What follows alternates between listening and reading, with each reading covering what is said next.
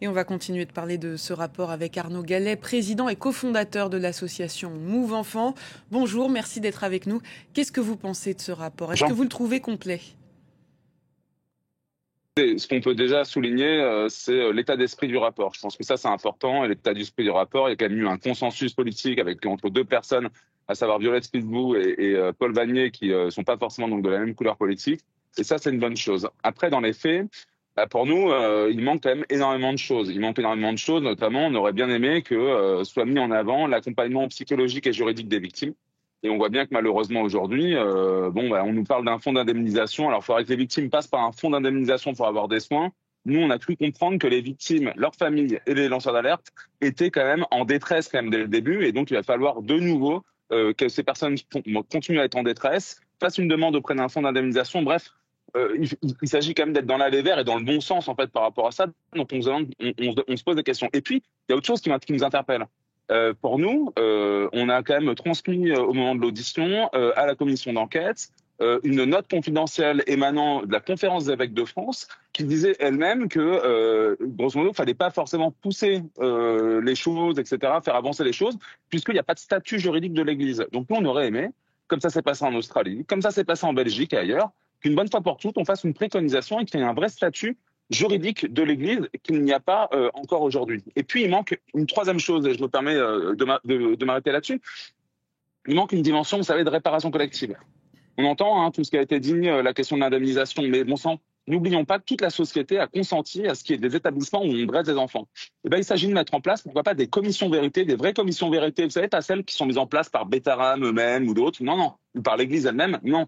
Par l'État, la justice, qui mettent en place des commissions vérité pour faire la vérité, qui rendent publics ces rapports, pour que la société entende et comprenne quels sont les enjeux à venir. Et c'est vrai que là-dessus, on se dit finalement qu'il manque quand même beaucoup de choses à notre sens dans le rapport, même si, je le redis, on peut souligner l'état d'esprit. Mais vous savez, nous, ce que ça veut dire en tant que survivante et survivante de violence de notre enfance, ça veut dire que le chemin est encore long, ça veut dire qu'on nous fatigue, on nous épuise une fois de plus, on nous auditionne sans cesse dans de multiples commissions.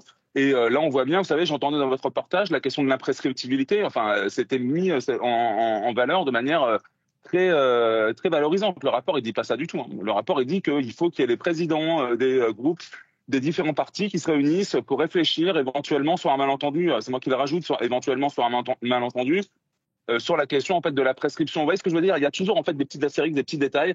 Nous, on se dit au bout d'un moment, on est face à un massacre de masse, un crime contre l'humanité. Vous savez, on parle quand même de 108 000 victimes de violences sexuelles dans des établissements privés en 70 ans. Et on peut être ferme dans ce pays. On a le droit, non? Et ben une fois de plus, on essaye. Vous voyez, c'est un peu comme et je me permets, je finis là-dessus. C'est un peu comme le secret de la confession qui revient aussi au bout d'un moment dans le rapport. Le secret de la confession. En 2021, on en avait déjà parlé. Pourquoi? Parce que Éric de Moulin-Beaufort, le président de la Conférence des évêques de France, s'était permis de dire que le secret de la confession sont au-dessus des lois de la République. Gérald Darmanin, ministre des cultes à l'époque, l'avait rappelé alors en lui disant que personne n'est au-dessus des lois de la République et les lois sont déjà faites. Et ben dans le rapport, vous avez de nouveau quelque chose qui vise à sous-entendre qu'il faudra peut-être accompagner parce qu'ils ont peut-être pas tout compris. Enfin, ça suffit à un moment donné. On parle de gens en fait qui ont des sangs sur les mains. Il faut vraiment avancer de manière sereine. Et je trouve que même si je souligne l'état d'esprit, à mon sens, ça ne va pas assez loin quand on voit les prises de risque prises par les victimes. Comme disait Alain Esquer juste avant moi, il y a quand même 80 collectifs qui se constituent. Il faut un peu de courage politique et il ne faut pas non plus des consensus mous systématiquement. Donc selon vous, ce rapport est incomplet. Est-ce qu'on doit s'attendre à ce que ces recommandations soient suivies d'une proposition de loi? Est-ce que vous pensez que ce texte de plus de 300 pages aura assez d'impact?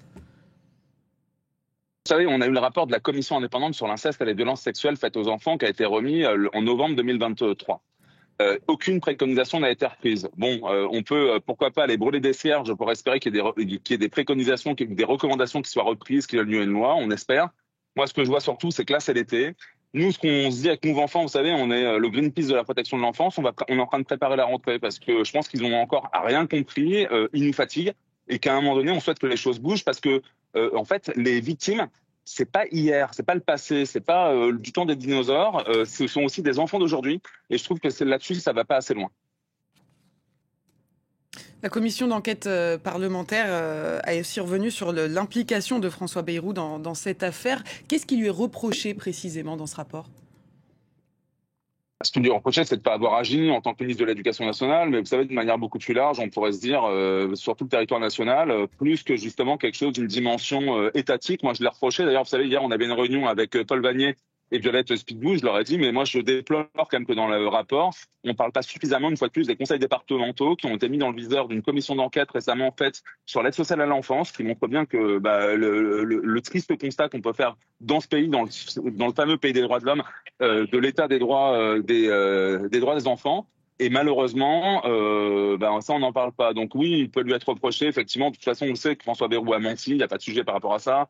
On sait que tout le monde savait, etc., et qu'il y a une manœuvre politique derrière tout ça. Moi, vous savez, je dis pas qu'elle m'intéresse pas parce que je trouve ça terrible, mais je rejoins là encore une fois ce que disait Alain Esquer, c'est-à-dire que c'est pas le seul responsable. Il y a toute une société qui est responsable, et il faudrait au bout d'un moment qu'il y ait des commissions vérité qui se mettent en place pour faire la vérité sur ce qui se passe. Là, on est vraiment sur quelque chose du consensus. On essaie de se dire, allez, on fait une petite réparation, ils seront indemnisés, quoi. Hein. Les victimes sont indemnisées parce que c'est bien connu. Les victimes comme moi et d'autres cherchent de l'argent, c'est bien connu, c'est ce qu'on cherche. Non, ce qu'on cherche, évidemment, c'est que la vérité soit faite pour plus jamais que ça se reproduise. Donc, les victimes sont des personnes sérieuses, les enfants sont des personnes sérieuses. Donc, qu'est-ce qu'il faut faire?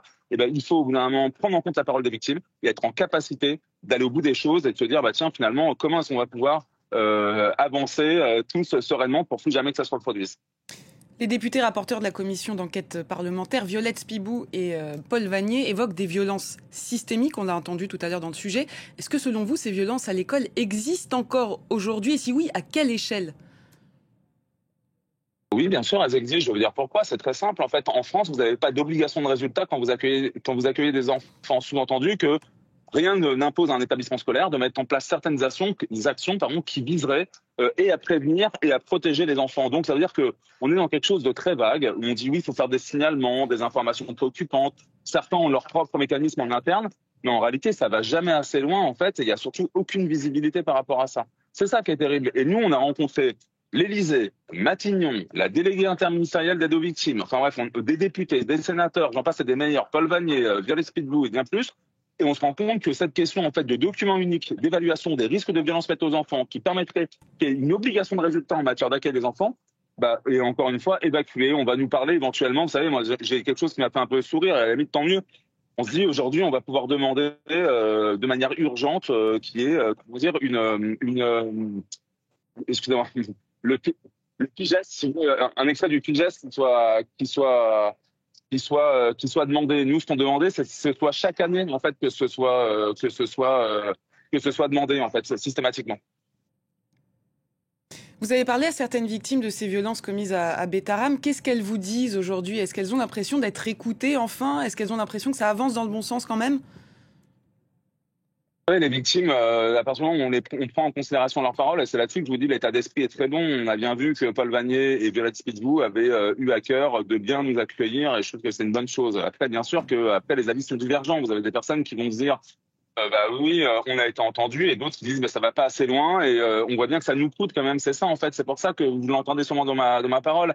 Il y a un peu d'agacement parce que tout simplement on n'est pas que victime certes, mais ça nous coûte beaucoup en fait ce qu'on fait pour la société. On aimerait bien en fait que les politiques qui nous gouvernent aillent beaucoup plus loin, et croyez-moi, on est quand même nombreux et nombreux à être là-dedans. Certains, rendez-vous compte, ont déposé plainte pour crime contre l'humanité quand même. Hein. Ça a été le cas de plusieurs collectifs, et on se dit là encore, crime contre l'humanité, le mot n'apparaît même pas. Nous, on demandait par exemple la fermeture même de certains lieux comme Bétarame et d'autres, parce que tout simplement, ce sont des sanctuaires où il y a eu des massacres d'enfants, et que ce soit qu'on fasse de ces sanctuaires à un moment donné des mémoriaux pour les droits de l'enfant. Pareil, ça n'a pas été retenu. Vous voyez ce que je veux dire? On est dans quelque chose où il faut se rendre à l'évidence. Hein. Je le redis, 108 000 enfants victimes de violences sexuelles dans les établissements privés en 70 ans, ça fait 4 enfants par jour. On parle d'un massacre, mais ignoble. Et puis, on découvre encore, il faudra encore accompagner l'Église, parce que l'Église n'aurait peut-être pas tout à fait compris, etc. C'est une mascarade, tout ça. Moi, je le dis de cette manière-là, avec beaucoup d'estime et de sincérité par rapport au travail qui a pu être fait. Ça va pas assez loin pour nous, parce qu'on a l'impression que nous, victimes, dès qu'on parle, il faut absolument reprendre là où on en était encore 10, 15, 20 ans après. Et moi, avant, pardon, moi, j'ai eu la franchise de leur dire hier à Violette Spitbou et à Paul Vanier qu'à un moment donné, il y a des choses qu'on n'oublie pas, et notamment les propos d'Éric de Moulin-Beaufort qui disait bien que le secret de la confession sont au-dessus des lois de la République. Bon, on a l'impression que la commission a fait une petite amnésie, comme on dit.